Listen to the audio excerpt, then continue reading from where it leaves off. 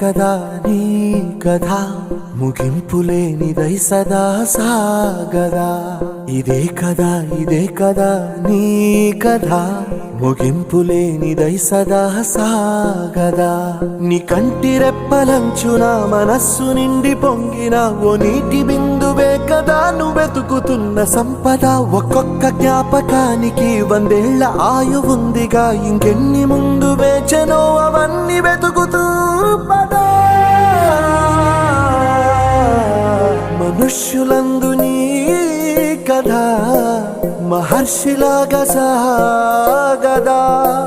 మనుష్యులందు నీ కథ